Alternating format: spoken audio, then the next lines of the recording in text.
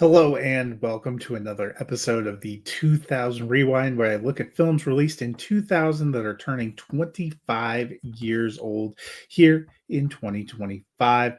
Today, I have a classic from writer-director Christopher McQuarrie, and that is the film Way of the Gun. McQuarrie had won an Academy Award for his work on The Usual Suspects, but here he actually takes over not just as a writer, but as the director. This is another kind of crime saga. McQuarrie pretty famously of late has been the director of the last four Mission Impossible films, has worked with Tom Cruise for a number of years. But before that, 25 years ago, this was kind of his first big directorial movie coming out of writing. The script here crackles, but I also think the direction is really solid. It would be another 12 years actually before he directed another film, which was Jack Reacher.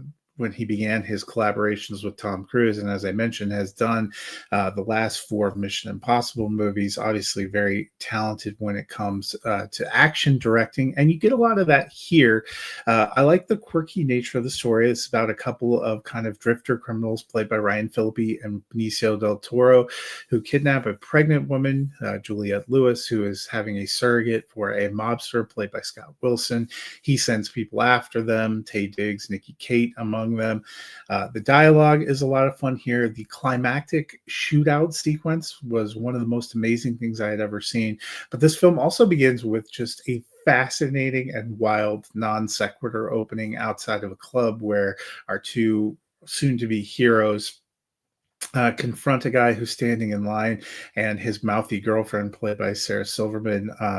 From the moment I saw it, I knew I was going to be interested in this film, and the rest of the film carries out in a very similar fashion. There's a lot of good back and forth.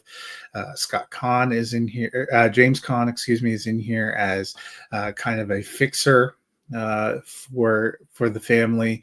Has some really great sequences. I loved Phillippe and Benicio del Toro and how they played off of each other. And again, the final closing shootout, one of my favorites on film. This is probably not a film that a ton of people saw. I don't think it was wildly popular when it came out, but it's always been one of my favorite films of all time. So it was an easy one to call for the 2000 Rewind here. Next week, I will be back with my last of the 2000 Rewind, a double hit from director Steven Soderbergh. So you won't want to miss that. But until then, you guys have a wonderful week.